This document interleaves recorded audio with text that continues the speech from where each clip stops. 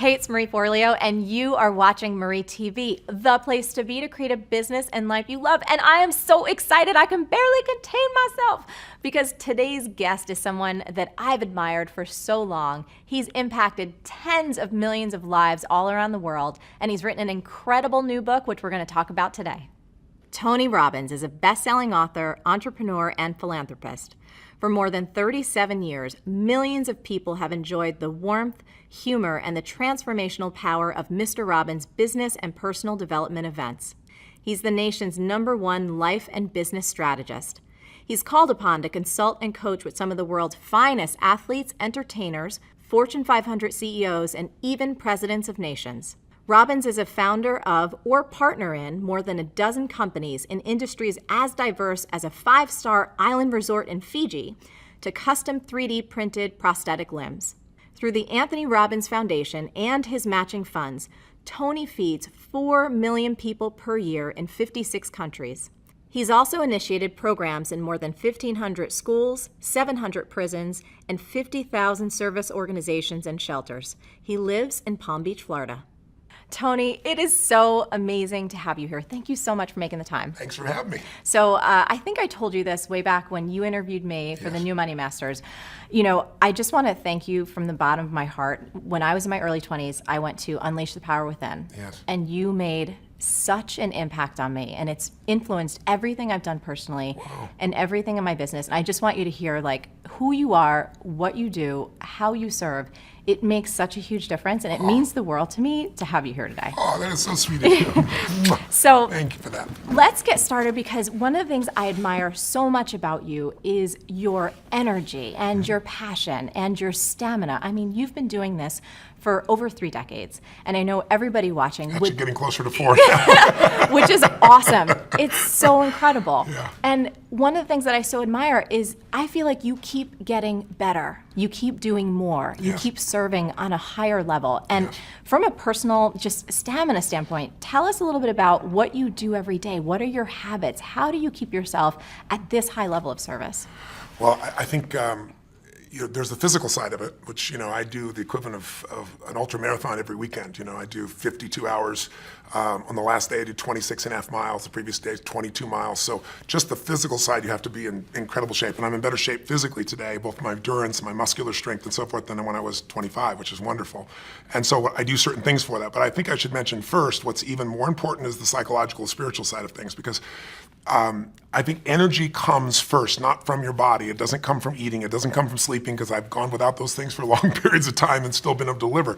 It comes from having a mission. It comes from something that you're being pulled by, not something you're pushing on. Those are 2 forms of motivation. You can push yourself to do things, and there's only so much you can push yourself to do. But if you're pulled, if there's something that you want to serve that's greater than yourself, there's something that excites you, if there's something that you're about, something you're made for, then there's a level of energy that most people would never dream of. And we all have that, but most of us don't connect to it and unleash it. So every day I connect and unleash that every single day. I don't hope it's going to be there, even though I know it will be, even though it's there. I don't take it for granted. And so I start out with my day by a process I do called priming. And what priming is, it's not a meditation, but it has meditative qualities. And what I do is I sit down. The first thing I do in the morning, I go and I jump in a hot tub or a hot water type of experience, and then I go to freezing water. All my homes, I'm fortunate enough to have multiple homes, that I go, one of them I have a river I get to jump in. You've been there. Yeah. There are other places I have these cold plunges. And I do that to train my nervous system to go from 0 to 60 like that. Every muscle, every nerve in your body, every organ gets, when you hit 57-degree water, it hits. And so it's just my mental discipline. Then the second thing I do is I prime. And priming is I sit down and I do a minimum of 10 minutes, because my mindset is, if you don't have 10 minutes, you don't have a life. Right. So there's no excuse. So every day, sit down, and what do? I do 3.5 minutes where I do an explosive breathing pattern, a pattern that changes my biochemistry. And after I've done that, 30 of these intense breaths 3 times, I close my eyes and I'm kind of in an altered state, and I focus first for 3.5 minutes on just everything in my life, at least 3 things that I'm really, truly grateful for. And I don't do that in a hokey way. I don't do it in a mental way. I step into my body and feel it, and I make sure at least one of those things is something really simple. The wind against my skin, the look on my son's eyes or daughter's eyes, something that is just very fundamental, but I cultivate that feeling of gratitude, of appreciation for those feelings. And I do it for 3.5 minutes. Then I do 3.5 minutes where I do this process of focusing on healing, strengthening, and serving. And I start in a circle, starting with myself, and then I go through all the people in my life and associates, and I just send love to them. Again, it may sound corny, but to me, it's a part of what I'm here for, and it's a part of cultivating that energy, that healing and strength energy, and strengthening my passion, my appreciation, my insights, my capacity, my endurance. And then I do the last 3 minutes are what I call 3 to Thrive, which is what is it that I really want to make happen? And sometimes I do that over what I'm going to do for the next 6 months or month, and sometimes it's today. I shake it up. But I see and feel and own that those things are done. And that starts, pretty much my day between those two items. And, then I have my workouts and things that I do of that nature. Yeah. And how about eating wise? Has that changed for you a lot over the years? It's pretty simplistic. I'm very simple. I eat a salad and I have some protein. I have fish or I'll have turkey bacon. I don't eat red meat or chicken, but those are the things that I have usually in the morning, and my afternoon, evening meals are pretty simple as well. But, before I met my wife, Sage, she's been the greatest gift of my life. When we first met, she's a phlebotomist and a nutritionist and acupuncturist, so I thought this is going to be the easiest thing in the world. And I'll never forget, we went on this date and she had a wheatgrass juice, and I was like, wow, this is going to be so easy, man. This is awesome. And then she ordered a hot fudge sundae, and I was like, what in the hell are you doing? And she goes, eating, you bastard. I should give some term around bastard that I was like too rules driven. And so she had this whole thing, you zig and then you zag. So I do that with her now. I do enjoy other aspects of life, but when I first met her, I noticed she zigged a lot more than she zagged, or the other way around, I don't know which one it was, but it's been a nice balance in my life. So I enjoy food and things of that nature, but I use food mostly as fuel because life gives me so much juice. I'm not looking to get out of food usually. And how about, because I know for me, my mind can go and I have so much excitement and so much passion that at night, sometimes winding down. Do you have a wind down process? My wife would say no. I say yes, she would say no. My wife loves sleep. Yeah. My wife can sleep 8 hours. It's the most beautiful thing in the world. To me, it's like sleep when you die. So that was one of the first things in our relationship that was a bit challenging, because I'd want to get up and just go. I'll never forget, we were in Fiji, and it's like, even there, we're supposed to be on vacation, it's our home. I'd jump up at 6 in the morning, and she's like, where the hell are you going? I'm going to start my day, run up the mountain, do it. She goes, get in bed, I'll show you how to start your day. I was like, okay, now that's a better way to start my day. Totally. But now what I've done is I get in bed with her, because she's a lady. If you get up in the middle of the night, where are you going? China. Where do you think I'm going? It's 3 in the morning. I'm going to the bathroom, So I've learned to get my work done in bed beside her, and then she goes to sleep. But I watch silly movies. I watch things to let my brain disappear. Reading does not slow me down, because then I start incorporating and using it. My mind goes crazy. I'm underlining everything. But I'll watch cartoon type movies like Family Guy or something to knock my brain out, quite frankly. Or I'll watch some silly series, I don't know. I'm thinking of now the different ones. What is it? Revenge or something of that nature. Something that my brain can just truly let go, and that's how I do it for the most part. Awesome. So, you've worked with presidents. You worked with people like Serena Williams and, one of the greatest investors in the world, Paul Tudor Jones. When you're called in to work with these incredible folks, how do you start to prepare yourself? Like, what are the questions that you ask to start to go in to serve at that level? Well, they're different for everybody, obviously, but what I try to do, if I was trying to look at it from a universal perspective, I guess what I really want to know before I get there as much as I can is everything I can about the person. And I do that because I really want to know, what do they want? What do they want of their life? What's their mission? What are they after? And what do they fear? What are their concerns? Because I believe life is found in the dance between what you desire most and what you fear most. And if I know those two edges of a person, I know a lot. And then I dig under and try to learn as much as I can from other people about whatever the challenge may be. And then I go prepared to just learn from the person directly. But I want to know as much as I can before I go in there. Then I take all that I think I know, and then I see what's really real when I meet them. And I'm digging in to discover what's the challenge, what do they perceive it is. And usually, if I were to grossly generalize, if you're going to help somebody create a breakthrough, it all comes down to 3 areas. Either they've altered their strategy. We all have strategies, a specific way of succeeding, and sometimes we alter it, whether it be in sports or whether it be in finance or any other area. We forget something, we lose a little edge, we drop something out, and then it becomes a bad habit. Or sometimes it's a change in our beliefs. Like, you may have done something for decades and been really successful, but now, I know one gentleman who's a good friend of mine that, had 52 Academy Award nominations, and he said to me one day, he said, if I make one more frickin' movie, I'll kill myself. He's just like, I don't want to make a movie, I don't want an Academy Award, I don't want any of these things, And it's just like he's satiated. And so sometimes when people get satiated, they lose their hunger, they shift their beliefs. And When you change a belief, you change your biochemistry. When you change your belief, you change the way you execute. You change everything. And we all develop stories. And sometimes stories are empowering, and sometimes the mental stories are disempowering. So I'm listening for those. I'm digging for those. And then I also look at their state.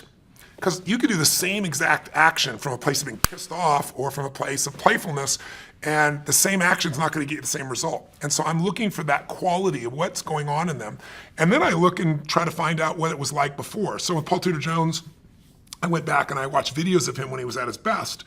And I saw how he used his body and the way he moved. And I saw him now sitting still and kind of slumped over, and he'd broken his leg and he had talked at a different tempo. So I look at biochemically what's happening, physiologically. I look at psychologically what's going on, and then I look at structurally what they're doing. And then I develop a plan to help them get back to where they were and beyond, to better performance than they had before. Incredible. The other thing that I was fascinated I wanted to ask you so bad, you probably accomplish more than most people do in, I don't even know a time frame. And of course, you get to talk with people who are at the highest level of their game. When it comes to productivity, what do top performers know that a lot of people just don't? What are we missing? Well, I think the best performers are focused on outcomes and not activities. If you try to manage your to-do list in the world we live in today, where most of us have multiple roles, we're trying to be a great business person, a great husband or wife, great father, great community member, or whatever, there's just so many roles, you can never get all your to-dos done. And what helped me in my life was I started at one point saying, I'm not going to let myself fail every day. I'm not going to pick a to-do list, and I'm not going to not write a list so that I don't fail. I need to focus on what matters most. I needed to organize my life into categories where I say, these are the most important outcomes, and then I know why I'm going to do it. If you know what you really want, the target, and you know why, you have the focus and you have the fuel, then how to get there, there's so many ways to get there. And then the most important thing I think that the most productive people do is we leverage what we do. We don't delegate.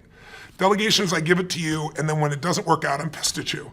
Leverage is I empower you. If I'm leveraged, I'm still part of that, and I'm gonna make sure you succeed. I'm gonna follow up. I'm gonna make sure before the deadline I touch base with you. I'm gonna make sure you have the resources to succeed. But what I do is empower people, go, here's the outcome, here's the why. I get you and I aligned with the outcome and the why. You figure out how you wanna do it. I'm open. You want brainstorm with me, I'll do it. You'll probably come up with better ideas than I do. And when you empower people to come up with their own how, and they know what and why, you can get the job done 100 times faster, especially if you get a group of people. I'm a big believer that early in my life, I thought I was such a smart person. I'm gonna solve all this stuff. Part of it was being responsible, and part of it is ego that we all have inside ourselves if we've succeeded to a certain extent. I said, this is bullshit. You know what? Instead of one person solving 12 problems, I want 12 people to solve one problem. And I developed that practice, and I began to find that people that many people thought weren't going to contribute had insights nobody else had. I really got it from Steve Wynn. Steve Wynn's a dear friend of mine, and he's rebuilt Las Vegas, one of those brilliant men I know, multi-billionaire. And Steve really learns the most from the bellmen, from the people that would never make it into the C-suite. He learns what customers are feeling, what they're experiencing, how to have an impact, what needs to be changed, because these people are on the front lines. So I'm a big believer that you need leverage. And if you're just starting out in business, I know a lot of people that were probably watching your shows are watching you because you're a successful businesswoman who's built your own entrepreneurship. You've done so many great things. I think in the very beginning, the hard thing is you think you can only do it yourself, and then there's only so many hours, and you've got kids and family and friends, and how do I do it all? The answer is you hire someone. You trade with someone. You trade them for 2 hours. That's what I did in the beginning. Because I'll never forget, I was just really young in my career, very in the early days, and I was running to get to the dry cleaners so I could get my only 2 suits. Because if I didn't get them, then the place closes, then I can't get on the plane, and running to the airport, sweating like crazy. I'm a sweater anyway. Right? It's like sweating like this, trying to get in the door, and it's like, what is wrong with this picture? I could be doing something that's so productive, and I'm standing in line at the dry cleaning place, and it's just nuts. And so I was really young, I was like 17, 18, 19, I don't know what it was. And I said, I'm gonna hire somebody. 2 hours a day, that's what I had to start with. And then it was 4 hours. And so my view is I don't do anything that someone else can do better, and I don't do anything that isn't the highest and best use of my time. Now, when I say that, that's gross generalization. There are things I still will do. But for the most part, by finding people and getting clear on outcomes and the why, what I call RPM, you gotta know the result, you gotta know the purpose, and then you gotta have a massive action plan. And the plan can change. But that RPM, the stronger the RPMs, the faster that car is gonna move. And I try to do that, not just through myself, but through other people. Beautiful. So last thing I want to talk about before we dive into the monster book, which I can't wait to get to, is this idea of slumps. I know a lot of times you're called in when someone's, either hit a plateau or they're having a tough time. So 2 questions. A lot of folks that write in, they'll ask me questions or they'll just comment on the blog and they find themselves in a tough spot. Maybe they've experienced a certain level of success and like you said with your friend, Peter, it's just like, I don't want this anymore. I don't know what I want next. Any common patterns or things that you can share about slumps and how we can support ourselves to get out of them? Well, most people hit plateaus, and the most important thing when you hit a plateau is not to be pissed off and stressed out about it because stress won't make it better. It's also not to take it lightly and go, oh my God, this doesn't matter. It's that delicate balance where you say, okay, how do I get from where I am to where I really want to be? And if you don't put the emotional charge on it, it's easier, but that's easier to say and harder to do. The pattern I see in slumps, whether it be an athlete or a financial trader or an actor or any of that nature, is number one thing that causes a slump usually is you get too comfortable. When you start doing something and you're really successful, a lot of people lose their hunger. And if you ask me what is the single most important element of any human being that separates their level of success from the rest of the world, it's hunger. It isn't intelligence, as valuable as that is. There are people that are incredibly intelligent, can't fight their way out of a paper bag. You show me somebody who's not only hungry but doesn't lose their hunger, they will dominate everything. And you see that in the greatest sports stars, the greatest entertainers, the ones that they're insatiable. And because of that, you like being around them because there's this energy about them, this passion about them, and very few people maintain that. And you lose your hunger, you go into a slump. You get overconfident. Another pattern that happens that gives people a slump is when something changes in their world that they're not prepared for. Like, oh, I've been doing this forever and oh my God, my relationship's messed up. Or, I've been working hard on being a lawyer and now my wife's upset, her husband's upset with me. What do I got to do here? And what it does is it throws people off their rhythm. And so I try to figure out what's happening in their environment and show them how they can win in both categories simultaneously. A third one is when people do something where they get mad at themselves, kind of like a Tiger Woods, and then he's got all the skill in the world, nothing changed in his skill, but for that year and a half or whatever it was, he was beating himself up, and in that state, it's kind of a self-sabotage. And so depending on what form I find, I enter in and make the changes, and there are almost always changes again in the psychology of that person, the emotion of that person, because we have these great minds. Everybody's got a great mind, or at least available great mind. But we're emotional creatures. And we forget that because we live in a society that tries to value thought much more than emotion because emotion is scary for us. Emotion can come really fast. And so some people try to avoid it at all costs. Other people are overwhelmed by it. My view is that emotional intelligence is a wonderful thing, but I much prefer emotional fitness. Intelligence is a capability. Fitness is a state of readiness. And what I do is I train myself to always be ready, and that makes you execute.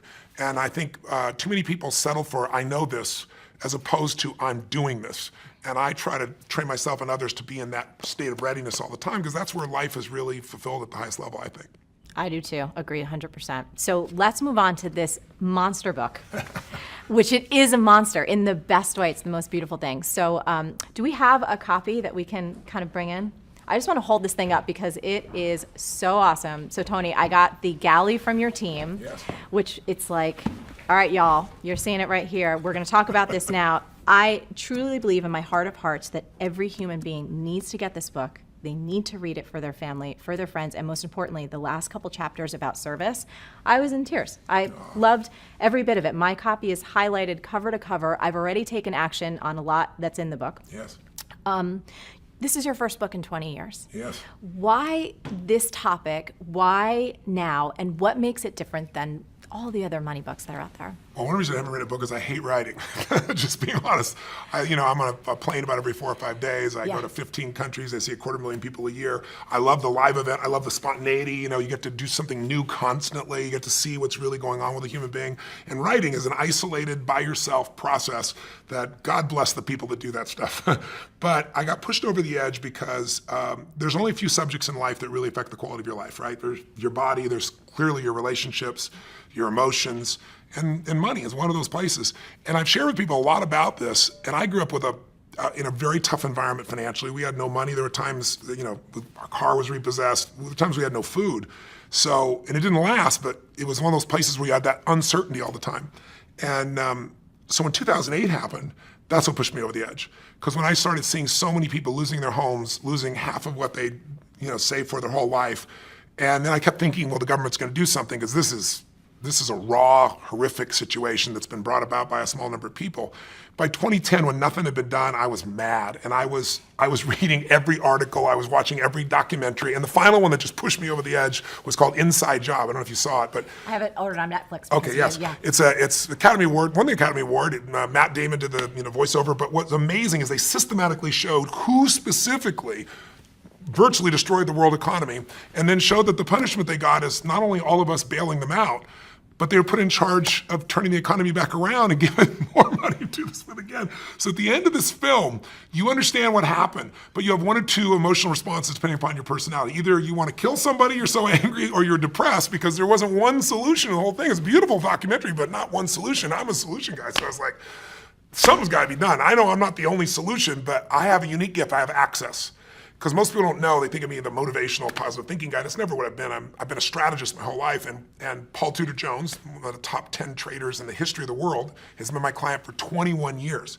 Literally every single day, he emails me, I measure him a variety of things, I see him face to face. I've been with him side by side in the tech crash in 2000, in 9/11, when he went through the subprime crisis, 2008, falling gold, and he's made money every single year for 21 years. And even beyond me, his firm has made money for 28 years. So it isn't just me, it's Paul. And I've learned from him so much over those decades. And I just thought, if I didn't just interview him, what if I interviewed 50 of the most brilliant financial minds that in the history of the world that are alive today? Let me interview them. Let me find out, can the average person really still win? And if so, how? Let me get, not some talking head on television telling you the same BS about go put your money in some 12% per annum mutual fund that's never existed for 10, 15 years, but the truth. And so I began this 4-year journey, and I was blown away. My average interview was scheduled for 45 minutes. They went 3 hours, some of them 3.5 hours, 4 hours. And people became incredibly generous in what they shared. And they shared things that they've never shared before.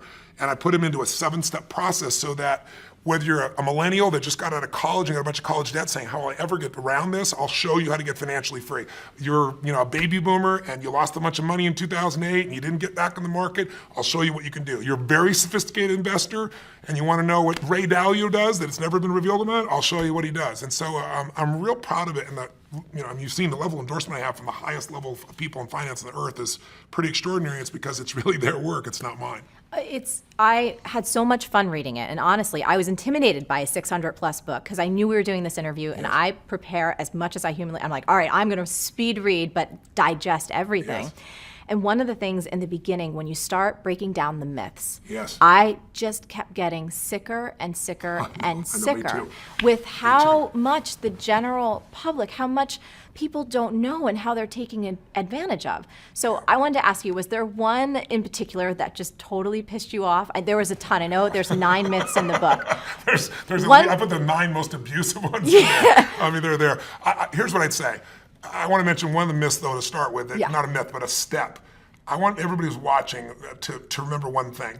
The biggest myth you have, not the one that's been sold to you, that hurts you is the average person thinks finance is so complex because, frankly, the industry tries to make it sound complex. They use words that you don't know, so you don't know what to do. What does this mean? And so what happens is we just give them our money and say, deal with it, and we don't realize that system has been set up. It's not an evil system. It's set up by corporations that are looking to maximize profit for those corporations. They're not looking out for the investor because this investor's second, and we think we're first, and we're not. So the first piece is you got to know that you can't wait till you have a ton of money to start investing and think, I'm not an investor. What you got to do is say, rather than my Apple phone, let me own Apple stock. Let me own a piece of all the best companies, not just Apple. I've got to become an owner or I'll always be in scarcity. If you can invest in business, even a small amount, you can grow. And I don't care how small it is, but you got to automate it. There's a gentleman named Theodore Johnson who is amazing. He worked for UPS, started as a driver, never made more than $14,000 total in a year. That was his highest salary in a year. In his old age, he's worth $70 million. And how did he do it? All he did was what I teach is the first step is you got to take a percentage of what you earn and pretend it's a tax. You're never going to see that money again. You automate it, it goes straight to the investment account, and you never see it as money you can spend. He did that with 20%. He said, I can't save 5. Somebody in his family said, if there was a tax, you'd pay it, and they made it 20%. When you save 20% and you compound it, its numbers are incredible. So I show people how to do that. But then the problem is, if you do that first step, but you don't do the second step, which is become an insider. Yes. And understand the rules of the game, then the old adage is a person with money meets a person with experience. The person with experience ends up with your money. I mean, that's how it works. So I'll give you 2 or 3 of the myths real fast. One, this myth that someone says, give me your money and I'm going to beat the market. It's just a lie. Warren Buffett made it clear it's a lie. Ray Dalio, one of the greatest investors in history. David Swenson, who has taken Yale's money, $1 billion, and converted it to $24 billion in 2 decades. The greatest institutional investor in the world. They've all said it. Warren Buffett flat out said today, he said, listen, in my will, 90% of my money, all that money does not go with any mutual fund. It goes straight into the index. What the index is you get a piece of all the largest companies in the world, but it costs almost nothing to get in. Because over any 10-year period of time, 96% of mutual funds will not even match the market. Now, you're paying for a mutual fund. What this means is you hire someone because you say, I have a family, I have a business, I have a life. I'm not an investor. I'm going to hire someone who's a professional. It makes sense. They would do better than me. Unfortunately, that's wrong. Because what happens is 4% of them will beat the market, but it's not the same 4%. So your chances of finding the right one, have you ever played blackjack? Yes. So if you play blackjack, everybody knows you play for 21. If you go above 21, you're gone. If you get 2 face cards and they're sitting in front of you and you got a 20 out of 21, and you got the chance to stay or say hit me, if you hit you, there's only one card that'll get you to the other. It's an ace. If your inner idiot says hit me, you have an 8% chance of winning. You have a 4% chance of finding the right mutual fund. It's not going to happen. So what happens for people is they think they've been sold we're going to do better, and they might for a year or 2. But what matters, you live off the long term. You don't live off the year or 2, and they just don't do it.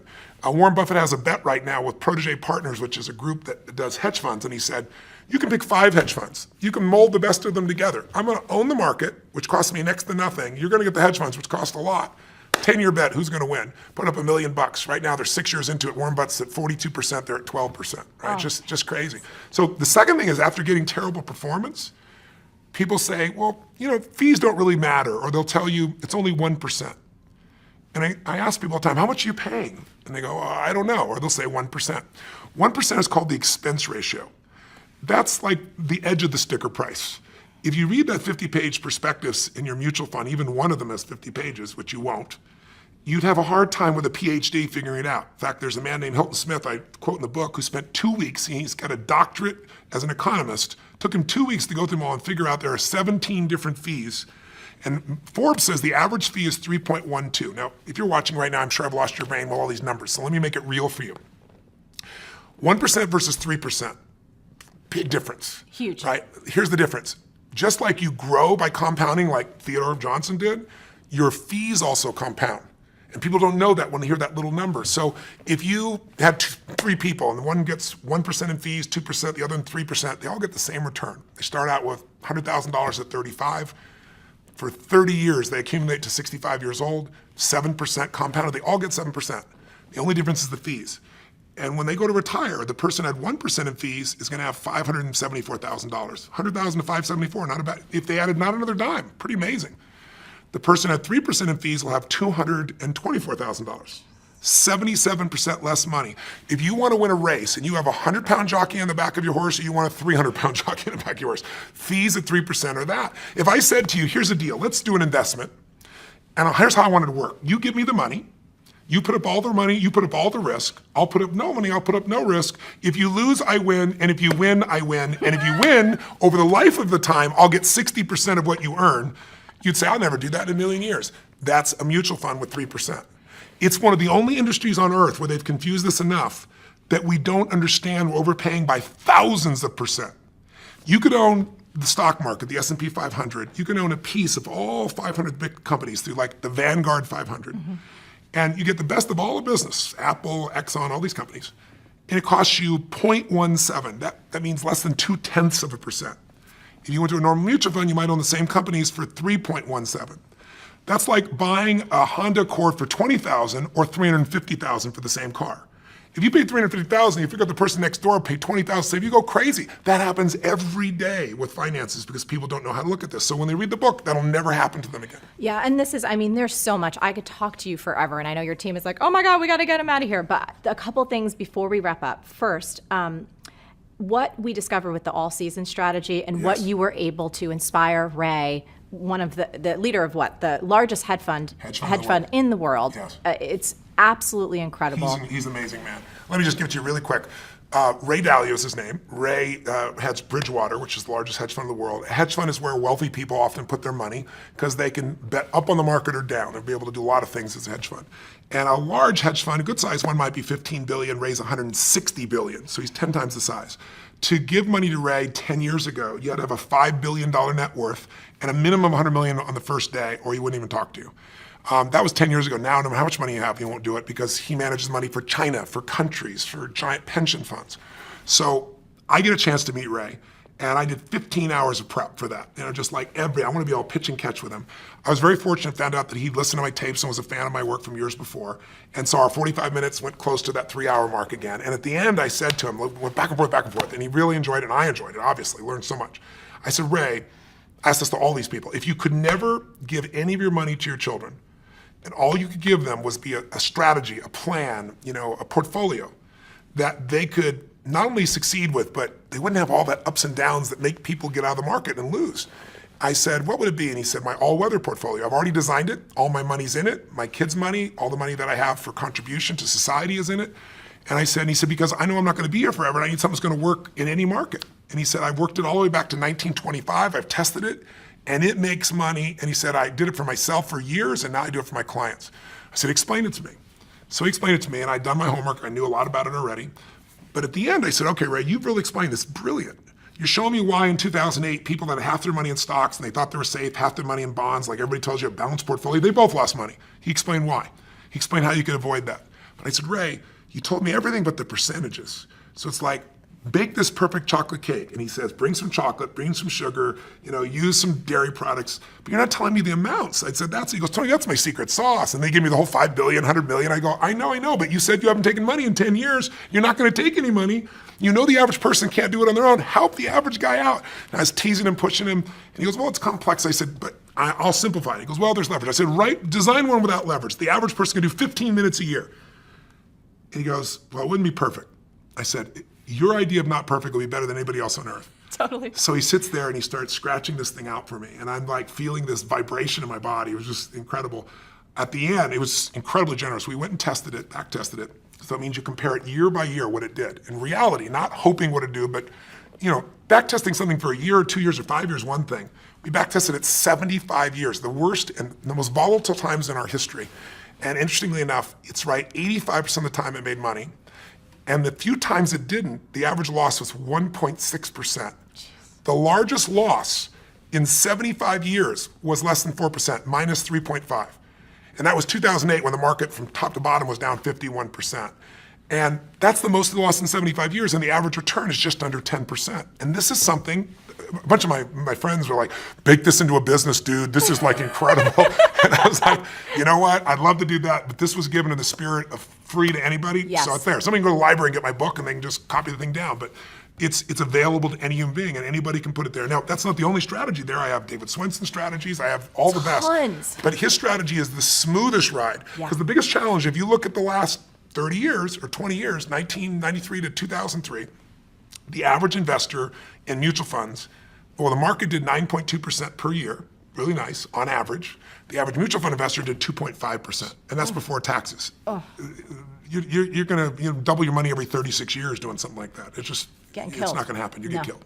Okay, as we wrap, so you're not earning a dime off of this book.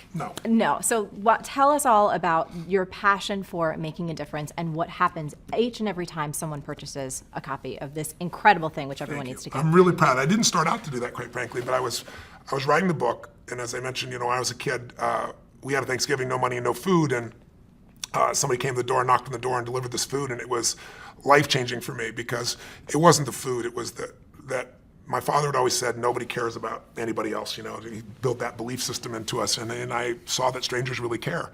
And so I swore someday I'd do something to give back. So I was 17, I fed 2 families, and the next year, 4 families, and the next 8. I didn't tell anybody, but after the 4th year, I was like, I could use some help.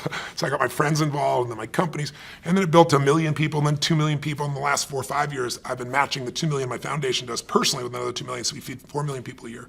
But while I was writing this, Congress last year passed a new budget that nobody seemed to pay attention to, where they cut food stamps they don't call it food stamps anymore, but it's food stamps, by 8.7 billion. It basically eliminated 2 million people from having food. And so I work with all these nonprofit organizations that are already struggling. And it just made me crazy. And I thought, okay, what if I'm working my ass up in this book, but you know what? I could donate all the profits of this book, not a percentage. And then I thought, what if I donate all in advance? Whether I make money in the book doesn't matter. I'm going to do it in advance. How many people could I feed? And it was 10 million. And I was like, wow, that excited me. And it just grew a life of its own. As time went by, I started thinking, how could I really get people's attention about it? And so I finally decided that I'm going to feed 50 million. I'm writing the check actually next week. Personally, I'm going to feed 50 million people up front. And in addition to that, I'm working with Feeding America. They're the best hunger relief organization in the United States. And they're going to partner with me to get matching funds so we can feed 100 million people. And it's just exciting. I've fed 42 million people in my life. I'm going to feed more people this year. And so for anybody who gets a book, you know, if I sell 1 million books, 50 meals for every person that's there. If I sell 100 books, it'll be 500,000 meals for there. But it doesn't matter. I've done it up front. And I'm not doing it because I'm a good guy. I'm just paying it forward. People forget what a little bit of caring can do for, you know, to inspire or to move somebody. And I don't even know to this day who fed my family that day. But if they're out there, if they're still alive, I hope they see and hear the story and know what's going on. My guess is they passed because I've shared the story many times and no one's volunteered to share what it is. But that person made a giant difference. It wasn't just feeding, it was caring. And that's what I think changes people's lives. I think that's the thing that I so admire about you. I've been to so many of your events. I will continue to be a supporter, a fan, a friend. Thank you. I think you're one of the most incredible human beings in the world, and your heart and your soul shows through in everything that you do. Thank you. Thank you so much for being here. And for everybody, you have got to get your hands on this book. We're going to have links below. We're going to be tweeting and sharing about it. It will change your life, the life of your family.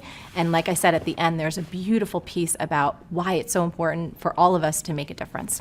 Tony, thank you so much. I love you. I think you're great. So beautiful to see you again. Thank you. Thank you. Now, Tony and I would love to hear from you. What's the single biggest insight that you're taking away from today's episode? And more importantly, what's the biggest action you're going to take as a result of all of this goodness? Now, as always, the best conversations happen after the episode over at marieforleo.com, so go there and leave a comment now. Did you like this video? If so, subscribe to our channel, and I would be so appreciative, especially for this one, if you shared it with all your friends. And if you want even more awesome resources to create a business and life that you love, plus some personal insights from me that I only get to talk about in email, come on over to marieforleo.com and make sure you sign up for email updates. Stay on your game and keep going for your dreams, because the world really needs that special gift that only you have. Thank you so much.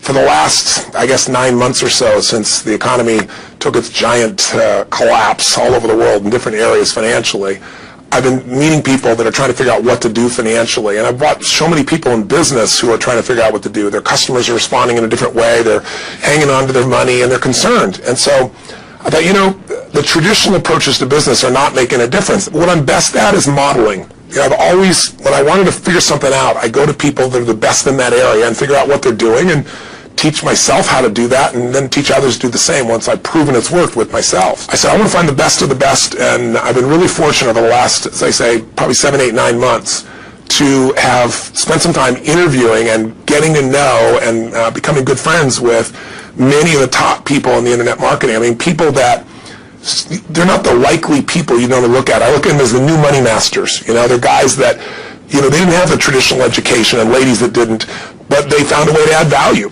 So whether you're looking for, you know, an opportunity to figure out how to have a second income stream, or you have some form of business you're considering being in, or you're in and you want to learn some tools, I thought I'm going to create some great products for this, but I thought I'd just send you out first a neat little interview that I did with them. These guys called me up and said, can we come by? I'd love to chat with you. I said, well, we're going to chat. Let's put it on film. So we just knocked around, and what they wanted to ask me was, look, you know, we've spent enough time with you. We know you know how to get people to take action. I said, well, come on over and let me kind of get inside your heads a little bit. Let me see why you follow through. Why do so many people say they're going to do something and then never follow through? And a few people do something inside their head and heart that gets them to follow through. So I just thought you might enjoy this conversation we've had. It's with Frank Kern and John Reese, two of the best in this industry. And I think you'll find it interesting. Maybe you'll be triggered a little bit to think about what will get you to follow through too. So this is my little gift to you. I hope you enjoy. We got the dial. Frank. Tony, what's up? Good thing, man. How about you? I'm good. Listen, we've got a serious issue that I think is affecting our market, and we need your help. We actually don't know if we can solve this problem, but we think that you can. So we want to barge in today. We're kind of riding around anyway. I know you're shooting and stuff, but if you got a couple minutes that we can pop by, that sure would be helpful. Okay, well, I'm honored if you help me. Come on over. I look forward to seeing you. Okay. See you, All right, man. Bye. Look forward to you, John. Bye-bye. See ya. So why are we in a hotel anyways? They use this place a lot to shoot stuff because it's got a really nice background. Oh, it's really nice outdoor Filming stuff. different guests and interviews and TV commercials? Hey man, how's it going? Come on in. All right, thank you. Hey, Tony. what's up? How you doing, man? What's all this? Doing a little leadership filming, man. That's awesome. Good to see you. All right, thanks for having us, man. Yeah, you good. Well, come on in. I'm curious to what this major problem is that you haven't seen me right away about. This sounds like a setup to me, man. It's a setup, yeah. I told John it was an intervention about his glue sniffing problem. Come over and sit on my lap. Yeah, exactly. So we were doing some talking, and the big problem in our industry, we think, is a bit of a mystery. No one has the exact answer. We were actually talking about trying to figure it out, that so many people in our market get these courses that him and I both, for our own respective businesses, spend hours and hours of time recording these building these education products, these training products to show people how to grow a business or build a business. But there's this large segment of our customers in our market that we're in that really don't get results. They don't do anything, or they're just, for whatever reason, it's not for them. It's just, we were just talking about how great it would be if there were just, so many more success stories, right? Like if everyone who actually bought stuff, not necessarily just our stuff, but all of the stuff within our community, if the people who bought it, if everyone who bought it just actually used it, and just followed the directions and followed through, how amazing that would be, like what we would accomplish as a community as a whole if that happened. So our challenge is, what needs to happen, what kind of shifts need to happen to get people to follow through, to get people to actually use the products? You're talking about the same mystery that people have of, why does somebody, get that fat, or they're out of control and they hate themselves, but then they go have another piece of chocolate? Or, why does the person the doctor just told them they have cancer, lung cancer, and said, you've got to stop smoking, and some studies show 70% of people keep on smoking. So you're not talking about a minor issue here, right? It's part of life. But there is an answer, because there are people that do follow through, and there are people that never did before, and then they never follow through in their life, and now finally they break through. And that's what I try to focus on, is what those people do. In my case, in the business world, I look at people like you, people like Dan Kennedy. Yep. What do these guys do? Okay, I'm just going to do that to the best of my ability. And sure, it's like, well, oh no, I can't write copy as well as Dan Kennedy. I don't have as much energy and drive as Tony Robbins. Well, but you didn't start, so what? You didn't start out as Frank Kern. You didn't start out who you are. You started out trying to make how much? Come on. $300. Yeah, a week. A week. $300 right? a week, yeah. And you failed with that in the beginning, didn't you? I failed pretty miserably, yes. But it was effortless to fail. I was so, it's just like natural. Yeah. But truthfully, you went from $300 to, I remember you said your first time you believed, if I remember, was when you made like $2,500 in like 4 or 5 days when I was on vacation. While you were on vacation. That was when the true internet marketing dream was realized, Right. because I sold a downloadable product and I wasn't even there. I didn't have to ship anything. I was like, oh my God, this is so great, $2,500. And to me, that was just a gazillion, because my rent, I think, was like $400 or something. And when you told me that story before, and you just did it again, and you get so you big grin on your face, you get more excitement on your face than when you talk about doing when you talked about doing the 18 million, which I know you're proud as hell of, and you didn't get all the money, but you made 18 million bucks for somebody in 24 hours, right? Yeah. But look at your face. It's like, no one here is excited as $2,500 in 5 days, baby. The $2,500 is just as, there's no difference. No, there's even more, because there was a moment when you recognized what was possible, but you didn't recognize it until you actually experienced it, but you only experienced it because you had to. Right. You had to keep going until you found it, just like you did. You had to keep going until you found it. It's like the validation that the fear doesn't have to matter anymore, that you don't, there is no other, that, not having the plan B and knowing that you're going down the one path towards what you want. Yeah. It's the validation in your brain that, hey, this works. It may not work yet on the level I want it to, but it works. I've just proven it to myself. Right. And for that, I win. It's game over. I've already won. Yeah. Because I've proven it to myself. Right. So it validates everything in my mind that I want to do now just at a higher level. Right. And doing more of it. That's it. Right. You just now leverage it. You now just stack it. So what do these people need to get started? Why aren't they starting? We all know the answer is fear. But the difference with you guys or me or anybody who's followed through is we're more afraid of what life would be like if we don't follow through than the person who's willing to settle for what they got and kind of hope it'll change and maybe purchase something for the moment and then not follow through on it.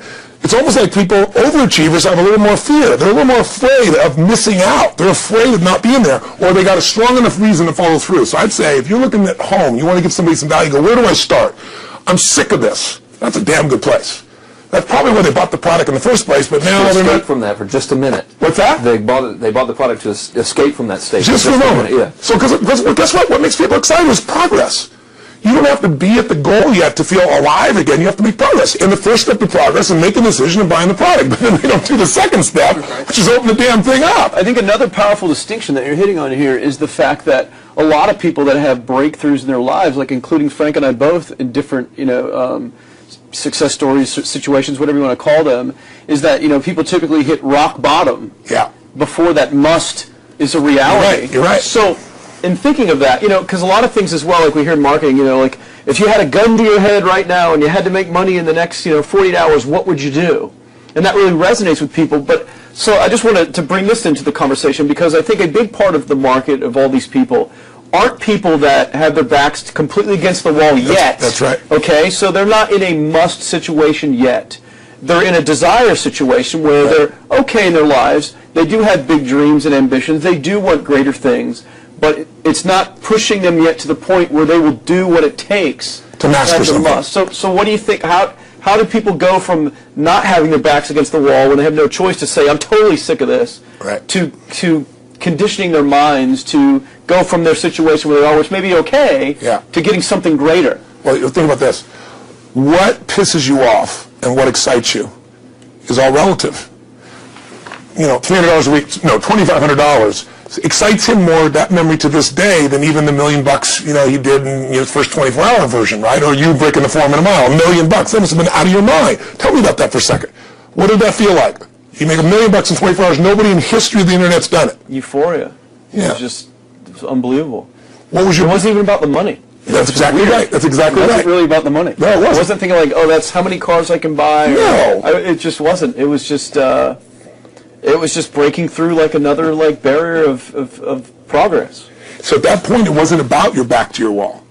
At that point, what it was really about... It was a further point for my fear, is what it really was. Further point for your fear, and for some people, and I think in some cases, it's also a recognition of who I am and what I'm capable of. So for somebody whose life is already great, this is about, what if I could take on another skill that could create more freedom for my life? And just saying, I'm not going to go out and try and do it all perfectly right now. What I'm going to do for the next 8 weeks, I'm going to create a little ritual. I'm going to do one thing a day to condition my mind, right? So I get strong, so I follow through. I'm going to read something. I'm going to listen to something. I'm going to immerse myself. I'm going to go for an intense jog, or I'm going to go lift weights, but I'm going to do it consciously to get in a state where I'm going to follow through. That's number one, because people follow through when they're in state. Second, I'm going to get clear about why this is a must for me. It's not because my back's against the wall, but because I want to master an area of life that could create some freedom. I'm not going to master it overnight, but I got the system, I got the plan. I'm going to do one thing a day. I'm going to work on one subject a week. This week's going to be about figuring out what the right product or industry is. Next week's going to be basics of building traffic. And each week I'm going to make a little progress, and I'm going to get to a goal, whatever that is. I'm going to make $1,000, my $300 in a week. I'm going to get to my $2,500. That first $2,500 is the most excited. Unbelievable. The first $300. I remember It's life-changing, too. It is the most life-changing. I remember I was supposed to be a truck driver, making $24,000 a year because I'd be making the most anybody in my family had ever made. How'd that work out for you? Yeah, very, very well. Thank God I'm not driving a truck, right? I think you could drive the truck. I figured out I could pull it with my finger, man. I could do it with my teeth. I could pull it with my teeth, right? 36 grand a year was the goal. If I could make 3 grand in a month. When I did that, was out of my mind. And then it was like, could I make 10 grand a month? Then it was 10 grand in a day, then 100 grand a day. Then could I make $1 million in a day? I had a day where I made $400 million in a day. The stock value of the company I took public, my personal stock.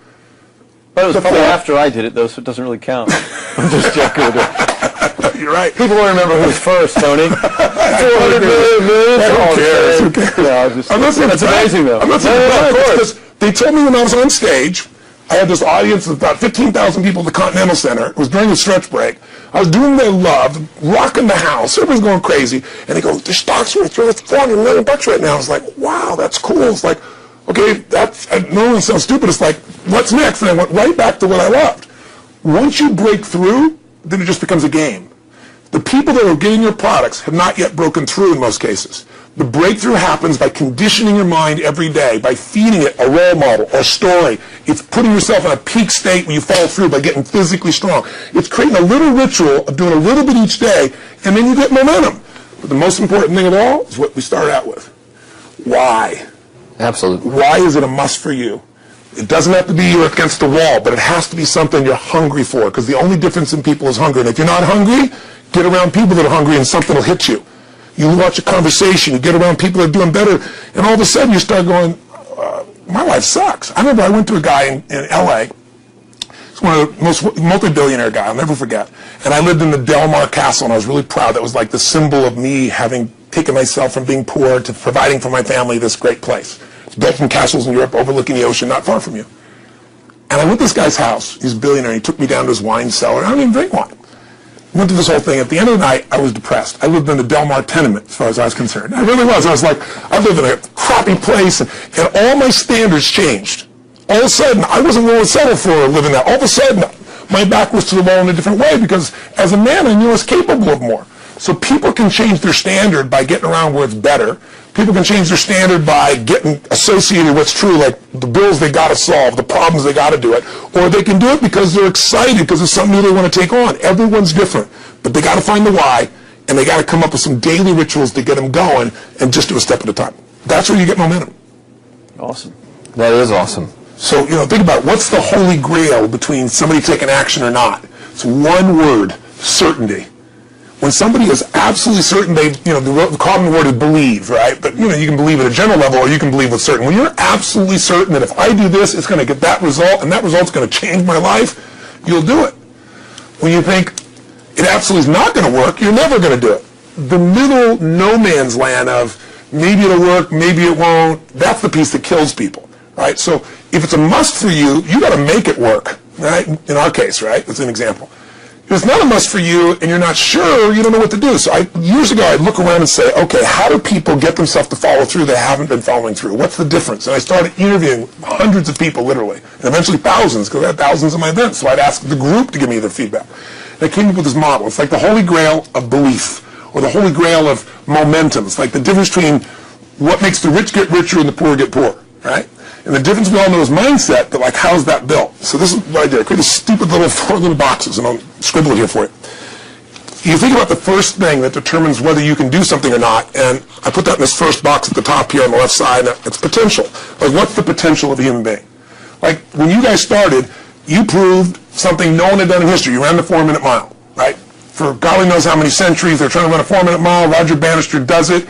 How did he do it? Do you remember? You did it in this industry, right? You made $1 million in a day. No one had ever done that in history, right? After you did it, a bunch of other guys were doing it because it became possible. Roger Bannister didn't just go physically practice. He made a shift in his head. He practiced in his head because he could never achieve it physically, so he had to change in his head first so that the result became certain enough he believed it, and then his body got him through. After Roger Bannister ran that 4-minute mile, within 2 years, 37 people ran a 4-minute mile. Wow. When no one in history had ever done it. Now here's how it works. The potential for anybody getting your product is extraordinary. They can do what you've done as much, more or less. They can do whatever they want to do. The potential's there. The market's proven that. Whether or not they tap into potential has a lot to do with what action they take, which is the question you came to me with, right? Like, God, they all have potential, but they're not taking action. And we all know that the action they take is going to determine the results they get. That's pretty obvious.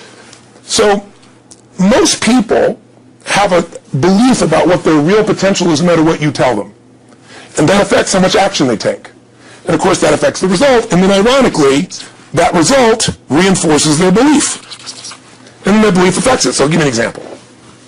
Let's say a person has unlimited potential, we all agree. But they take little action, little results. Why? Because they have to start with a problem with their belief. They don't believe it's really going to happen for me. Maybe for Frank Kearns because he's got the cool hair and stuff, or maybe it's for you because you're so driven, but it's not me. Maybe Tony Robbins because he's a freak, got these big teeth. Whatever their thought process is, right? They got this thing, right? But what happens is, if you believe that there's very little potential, how much action are you going to take? Nothing, little. And when you take little potential with a little action, what kind of results do you get? Lousy little results. And when you get little results, what does that do to your belief? You go, see, I told you this was a waste of time, told you this wouldn't work. And then what happens? You tap even less potential. You take even less action. You get even worse results, and your belief gets even weaker. And this sucker feeds on itself until you are in a downward spiral. It's poisonous. It's poisonous and it's self-fulfilling. Now, what if something could happen that could come along and fill you with a sense of absolute certainty? Not like I believe, but where you know. In you guys' case, mine as well, we knew because we had to. Because we were in the boats. There was no other option. We had to find a way. We weren't going to live that way. We all did it in different ways and for different reasons, but in essence, that was it.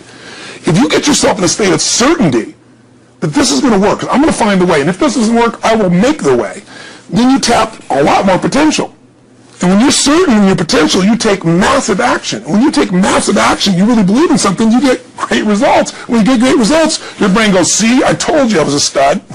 I told you this thing would work out. Now you're even stronger. You tap more potential, take greater action, greater results. That's how you went from $300 in a week to $2,500 in 5 days to $100,000 in a month to $1 million in a day. Same thing with you.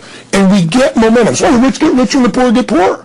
Now some people go out and they go, well, I'm going to take a bunch of action. All right, I'm going to open this product. I'm going to try it. And they'll say to you, I even did it. But it's like a salesman who goes and knocks on the door, and he knocks on 100 doors and says, you don't want one of these, do you? yeah, exactly right. Yeah. And even if he doesn't say it verbally, his face says it because he doesn't believe it's going to work. So his voice, his body, the execution is so weak. Maybe if he talks to 100 people, somebody's going to buy out of pity. He don't want his kids to starve, right? But he's not going to get the result. So the core difference in people is how do you produce certainty when the world isn't giving it to you? You go out and you try, in your case, you're $100,000 in debt and nothing's working. How do you keep yourself going? The way you did it, the way I did it, the way you're doing it, we may not have done it consciously, is we didn't change our potential, that was there, and it wasn't even taking more action. Taking more action with a belief it's not going to work, it's not going to change anything. We got results in our head that made us feel certain as if it had already happened. True or false for you? True. Right? So give me an example so people know I'm not just making this crap up. Well, I mean, just like when I had nothing, I already knew I was driving like Ferraris and Porsches and stuff because I always wanted those cars. I already knew I was going to have them. It was inevitable. Right. I inevitably, that was just my inevitable outcome. But how did you do that? Did you have a ritual? Did you think about it regularly? Was it one time you thought about it, or was it something you had an obsession towards? I had an obsession towards it. I mean, I used to work at a video store, which is the last job I ever had in my life. Thank God. And I used to go to work almost every day, and I used to bring 2 magazines with me to read on my breaks. Entrepreneur magazine, just to read about business and everything else, and read about what other people are doing, look for role models. And I used to carry an auto trader with me. And I used to look at Porsches that were for sale. Yeah. And people always used to ask me, what are you doing with that Auto Trader magazine? I'm like, well, I'm just picking out the Porsche that I'm going to buy. Right. Which probably got you a lot of crap. That's it. People made fun of me. I actually had a boss at that job tell me, you really shouldn't do that to yourself, John, because it's very, very likely that is never going to happen. That it's very likely that you're never going to have that car. Yeah. That's the kind of belief he was trying to put in my head. And I was like, no, you don't realize that it's inevitable that I will drive here sometime in the near future with that car when I'm not working for you and drop movies off for you to put back on the shelf. And that actually happened. And it was one of the most fulfilling days of my entire life. And the great thing was when I pulled up in this car, I was in my mid-20s. Yeah. A car that most mid-20s. What kind of car was it? It was a Porsche 911 Turbo. It was a convertible and everything. It was a beautiful car. It was what I always dreamed of having. But, for a few years I'd always circle the ads of which ones I was going to buy. Well, when I finally got it and I pulled up at the store, I had all these people, some people that were still working at this $7 an hour job were there years after I left. And I'll never forget this, even the boss and stuff, and the reaction of the people was like, wow, that is awesome. Yeah. Is that your dad's car? And all I said to them was, not exactly. Good for you. And I just smiled and just left. But it was, it's the weirdest thing, but I just knew it was going to happen. But you knew it because I conditioned myself to you did it over and over again. Yeah. When I was in high school, I was not a popular kid, but I was passionate and intense, and I'll never forget, some particular girls gave me some crap, and a guy too, and I wrote in their journals or their annual yearbook at the end, I wrote, someday, I said, you treated me like hell. Someday, I'll be rich and famous, and you'll be an effing truck driver. And you'll be sitting there, I'll be with with this beautiful woman of my life, rich, and you'll be watching me on television thinking, you wish you would have treated me better. I actually wrote this shit in people's annuals because I went to a 10-year high school reunion. People showed me this stuff, right? But it's like, I burned the bridges, baby. I was like, this is how it's going to be. So I'll give you a perfect example of this. You know, they did studies, many have been done at this element, where they want to say, how much does the mind affect performance? So take basketball. And I've worked with a lot of NBA players and turned them around, and one of the problems many of them have is they'll choke on the free throw line. You know, well, everybody knows in that case, if you normally shoot really well and now you're not, something's interfering, something's getting in front of your state, some uncertainty, right? Obviously. So they take a group and say, we're going to make them better. How do you make somebody better who's got this mental block? So they take a group of guys and they're going to do free throws, and they do one group where they just practice for 6 weeks. Totally intense practice, and I forget the number of free throws, but they got to do this many free throws every day. Take a second group, and they have them not practice at all. Obvious. And they take a third group and they don't let them touch a basketball. All they do is have them practice in their mind, but the key is, it's not practice makes perfect, it's perfect practice makes perfect, as corny as that sounds. So these guys see themselves making the shot every single time, conditioning their mind and body that it's perfect every time. They're not interrupted by a reality that would screw with them. So at the end of 6 weeks, they tally it up, and now they give them a test to see who has the highest free throw percentage, success. What do you guess it's going to be? Well, the obvious person says, obviously, it's not the guys that didn't practice, but which one is it? The mind, or is it the ones that actually practice? I'm assuming the mind. Yeah, you would assume it because it's true. Right. You intuitively know the truth. That practicing's not enough. It's getting yourself so certain so many times that now when you go to do it, there's no hesitancy, and you execute. It's having that absolute certainty that makes you tap your full potential, take massive action, get massive results, be reinforced having stronger belief. This is what makes somebody a star at anything. It's like Jack Nicklaus, the golfer. Yes. He visualized every shot and where it was going, landing right where he wanted it before he ever hit it. Every single time. And what else golfers do? Every single time. They just take a practice swing and they kind of hope for the best and point in the right direction and hit it. And some of them, if they've had some bad hits, what are they really focusing on?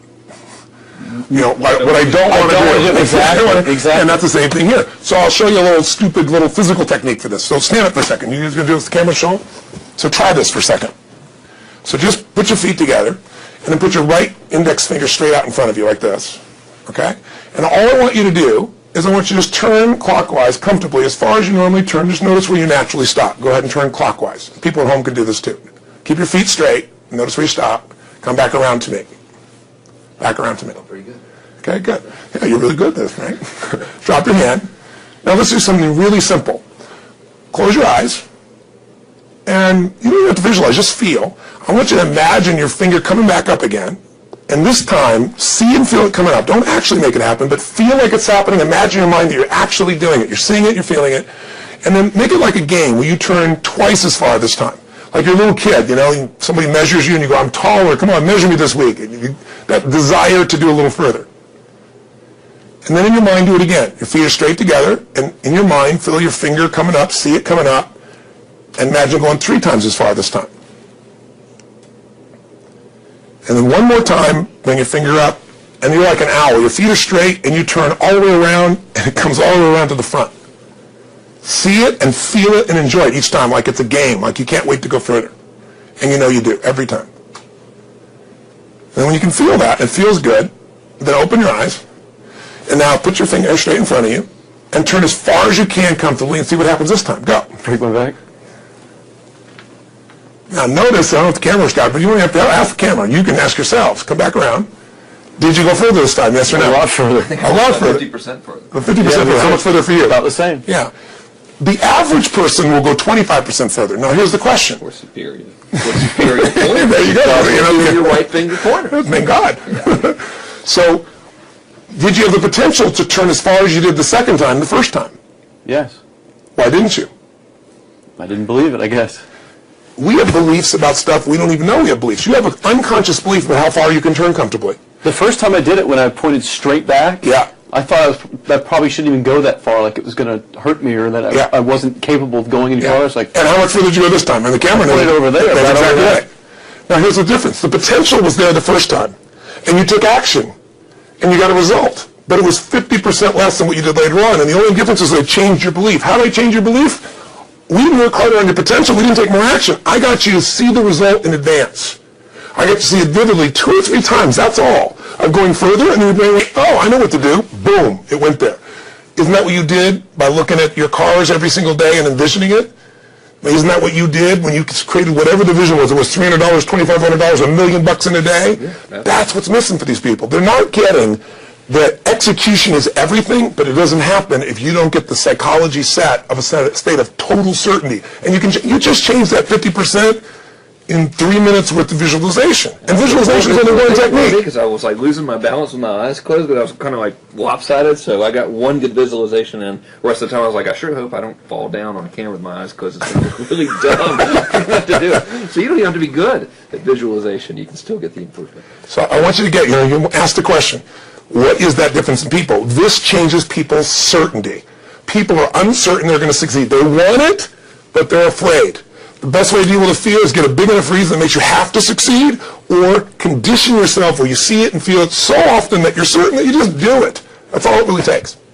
That's awesome. You know, this worked, I was thinking this while you were talking about going to the... Sit down so we can hear this and we'll go. You were talking about working in the video store and looking at the Porsches and stuff. I used to drive around in my car, doing the cold calling with the credit card machines, and one way that I would avoid cold calling, the pain of like cold calling and knocking on doors and everything, would be to listen to your stuff and listen to Jim Rohn's stuff. Wow. Just drive around, no particular destination, just to listen to it. And strangely, I still like to drive around. I prefer to listen to that stuff in the car for some reason. It's because it's where you got imprinted. I guess. I mean, it's like, well, I'll just drive up and down the coast and check out the ocean. Yeah.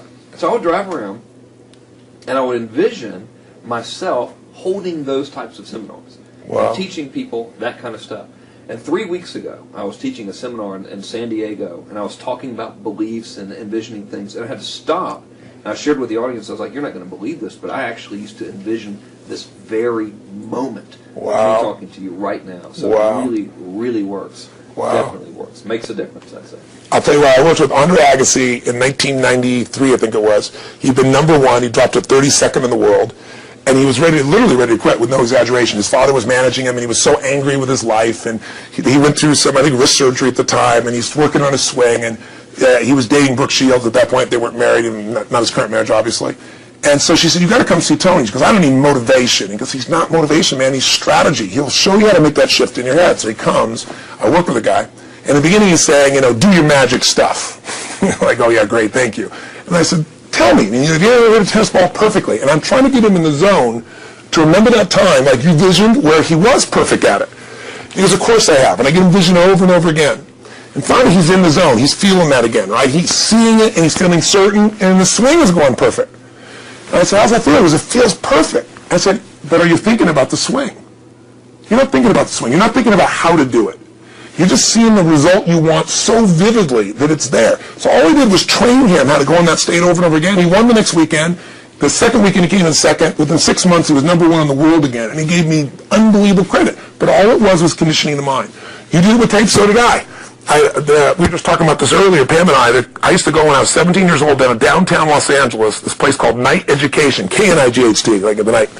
And I'd save up all my money, work as a janitor, and I'd get these tapes and listen to these things over and over and over again. I went there for years, and I didn't have enough money, and I leveraged everything I had, but I knew how to train my mind. It's the one thing I knew how to do. This man's name was Mario. I saw him in his 80s. He obviously knows how my life turned out, and was very proud of the role he played in that process. He used to tell people the story. This guy's the real thing. He didn't just start out this way. This is how Tony did it. He listened to these tapes. He conditioned himself, right? This is the real stuff. He passed away a few years ago. I'm calling his house, and he passed away, and his daughter was there, and she wanted to share with me that how I touched his life and so forth. But the best thing was, I thought, you know what? I want to get those tapes. I want to get that stuff that conditioned. I want to go back to that moment like you did of, that moment was visualizing, now I'm living it. And she said, he left all this in his will to you. So I have all these tapes now that are from the time when I originally went through, and I'd go to sleep and I had these sleep tapes that conditioned my mind to believe that I could succeed even when I was sleeping, or to build energy in my body. And anybody who wants to succeed has got to know it doesn't just happen. You can buy a product, but you also, with that product, have got to condition yourself. You got to make it a must, and you got to get a ritual. And if you do it, whatever you used to dream about you thought was so huge, you'll just live it. You'll live it like you lived this yesterday, like we're all living the life that we envisioned. Because we had to, And because we played this game with our head, we got the belief to be real by seeing it enough times and feeling it enough times till our brain believed it, and then it made it happen. Which raised the potential, which made us take more action, which got us better results, which raised our beliefs again. That's right. And then that's why the rich get richer and the poor get poorer. So instead of bitching about it, change it. And this is how you change It's like it. a self-fulfilling prophecy. Completely. It's pretty easy to change. Just that one simple exercise was amazing. I'm still like, holy crap, I wonder what else I can do now. But look what most people do. Most people do the opposite of that, right? They get the product or they think about doing it, and what do they envision? It's not working. That's right. The excuses. So they envision it not working. As soon as they envision it not working, they feel uncertain. As soon as they feel uncertain, how much potential is that? Little, if anything. And so they send back your product, and they didn't listen to the damn thing. And guess what? What does that do, by the way? They make that as another lousy result in their life. I didn't even follow through on that, and they believe even less. This process is the Holy Grail. It's where the whole game changes, and anybody can do it, and they can do it in a few minutes, and if they do it a few minutes each day, then they get a different life. They do it a few minutes one time, their life changes for the day. We're defined by our rituals. Everybody's got rituals, certain things they do every day, and what we have in common, and anybody that I know of who has a life that they're living that was once a vision, is we saw it again and again and again, even when it didn't work, even when you lost 100 grand, even when I'm working as a janitor, there's something we would not give up on.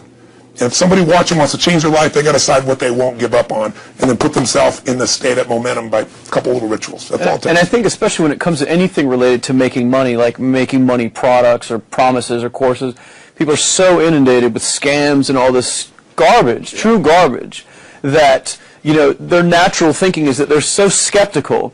It's like they fall into the conditioning of, well, if anything's ever going to work, that thing has to prove it to me before I believe anything.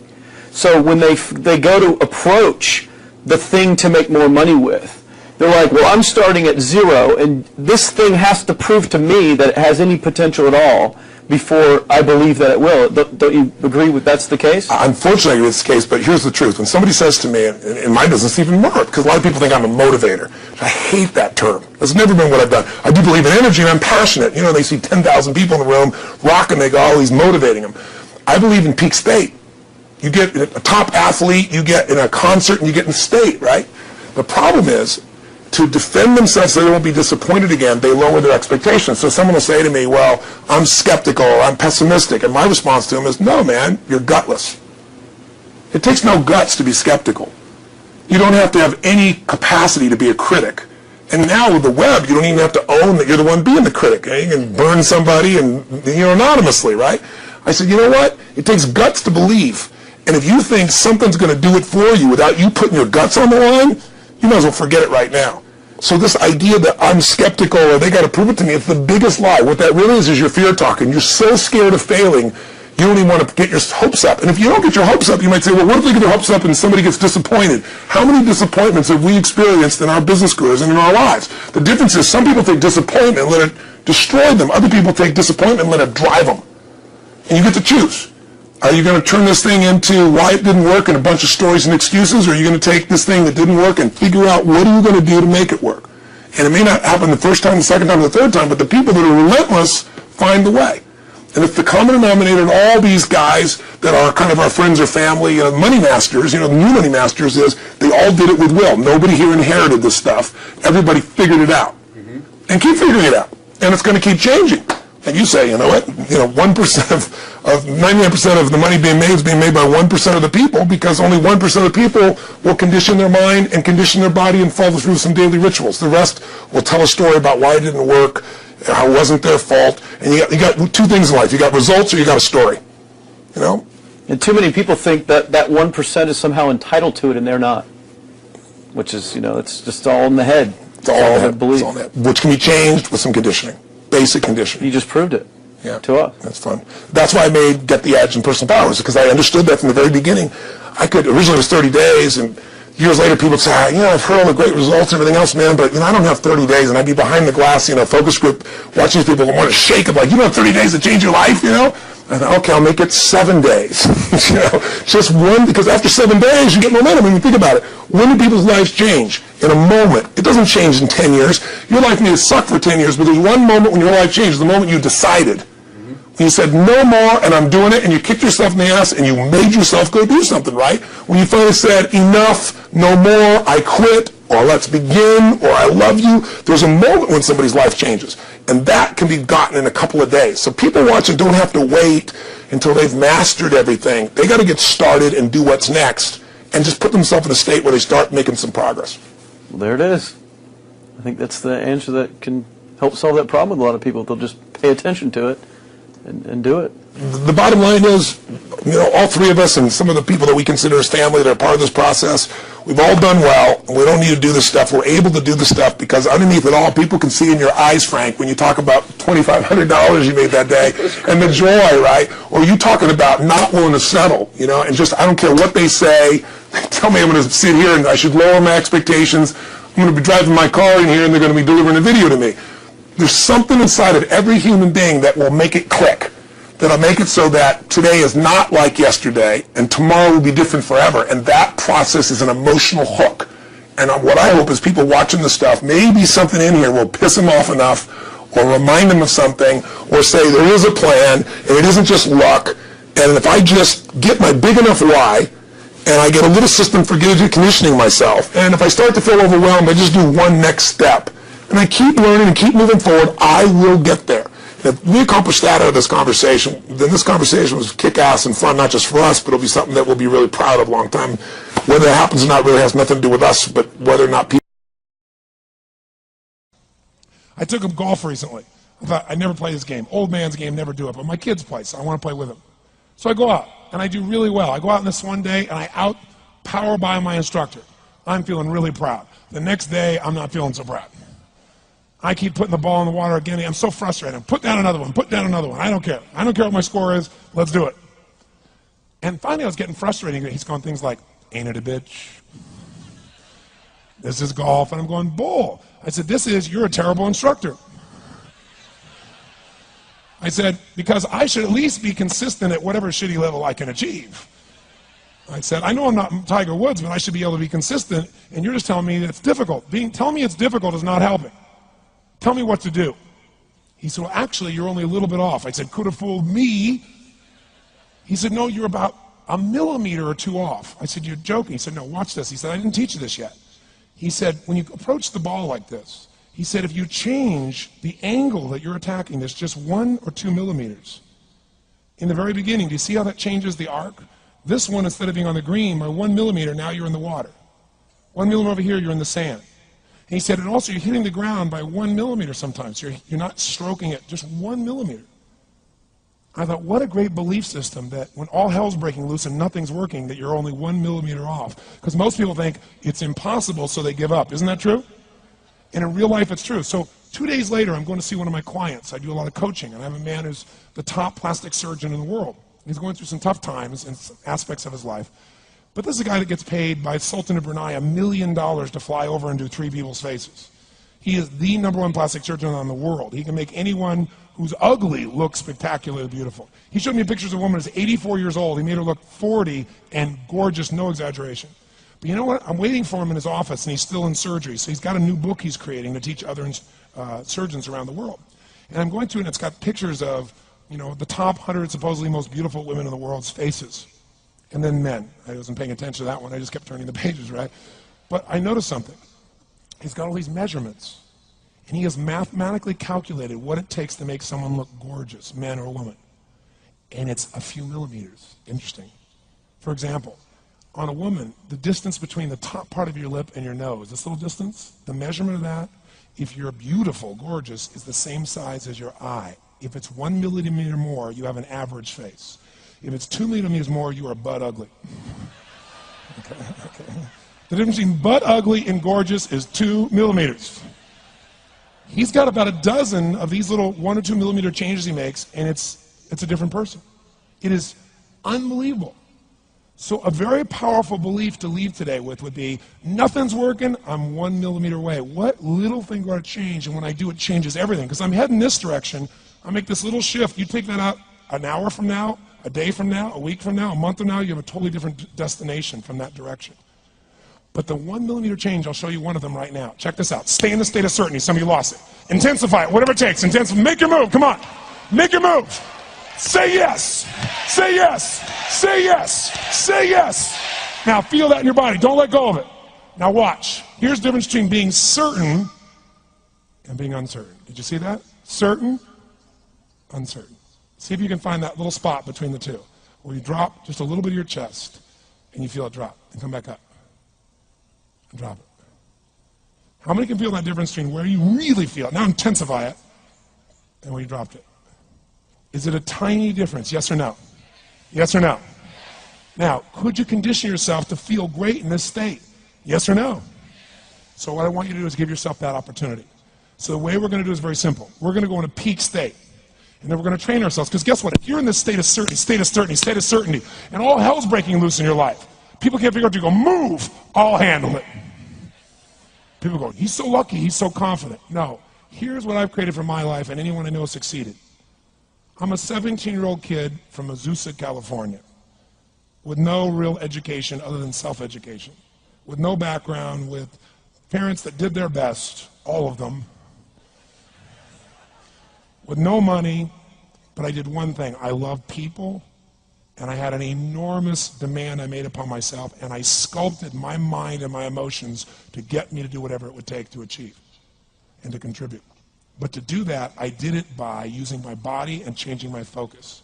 I did it by putting myself in a peak physiology and using what I call incantations. Can you train yourself to believe something, yes or no? Absolutely.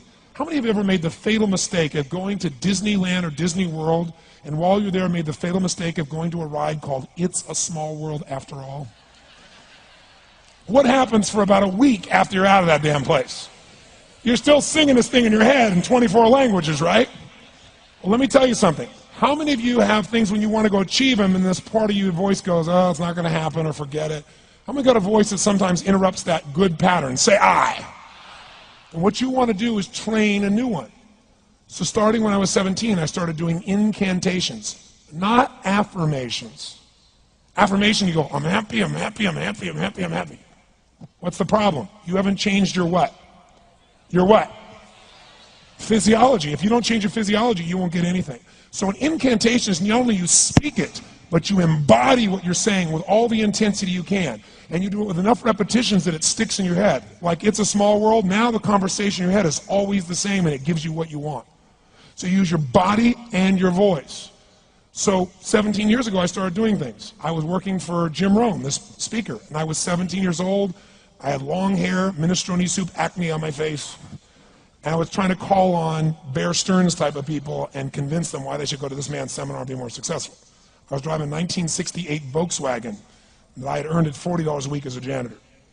The only way I did it was park far from the building and then go in, and I love people and I believe, but I put myself in state and I was able to influence people that were far more successful than I was at the time.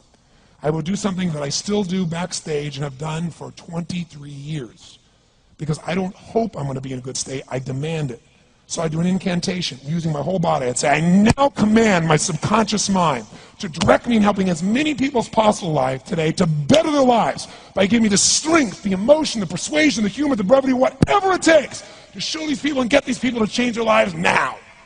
And I would do that literally driving in my Volkswagen to a meeting in LA on the freeway for 40 minutes. People are looking at me, I'm screaming at the top of my lungs. They're going, I know he's a serial killer, I know he is. But by the time I entered that room, when two people meet, if there's rapport, the person who's most certain will always influence the other person. And I was totally certain, and they were trying to get revved up to certainty. Do you agree with this, yes or no? I do another one because I was poor. I changed my mindset. I kept doing things, but I never got beyond it. I'd say God's wealth is circulating in my life. His wealth flows to me in avalanches of abundance. All my needs, desires, and goals are met instantaneously by infinite intelligence, for I'm one with God and God is everything. And I would imagine the abundance of my life, and I would feel so grateful. And a year later, I went from making $38,000 a year to making $1 million a year in 1 year. Because successful people do what failures won't. You follow me on this? You know?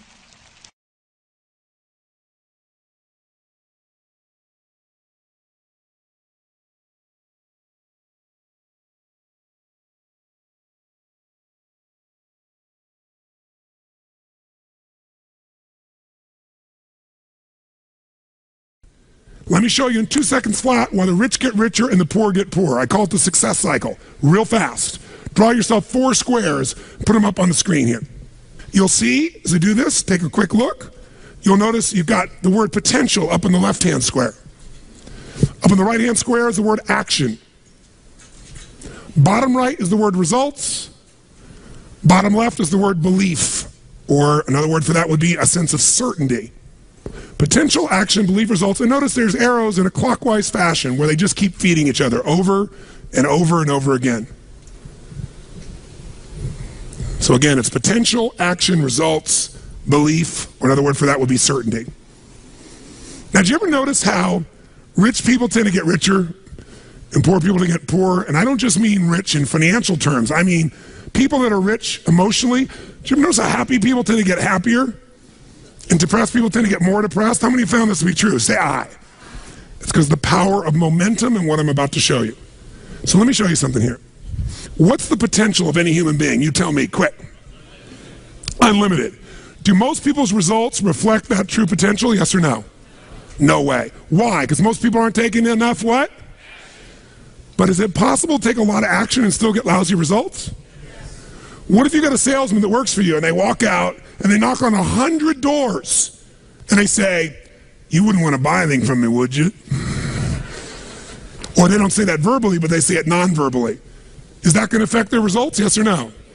So it's not enough even to take enough action, because when we believe it's not going to work or we're uncertain, does that affect how much of our potential we tap, yes or no? See, if you don't think it's going to work, you're not going to put out a bunch of your energy when you think it's going to fail. And by the way, when you're not sure, you tap little potential. Do you take little or a lot of action? When you're not sure, when you think it's not going to work, do you take massive action or little action? Now, when you take little potential with little action, what kind of results do you get? Little lousy results. And when you get lousy results, what does that do to your belief? You go, see, I told you it wasn't going to work. Told you it was a waste of time. And then, by the way, when you have less belief, how much more potential do you take? More or less? If it's possible, you tap less potential, more or less action. Less. And what happens to your results? They get even what? And now they got worse results. What does that do to your belief? And by the way, now you see the current economy. Isn't it true? Everybody out there is going, oh my God, the results are so bad, it's going to get worse in the future, so I better pull in my horns, there's less potential, so I'm not going to push as hard. I'm not going to take much action. Oh my God, I'm getting lousy results with little potential action. Oh my God, it's going to get worse. That's what creates a recession, depression, whatever you want to call it. How do you change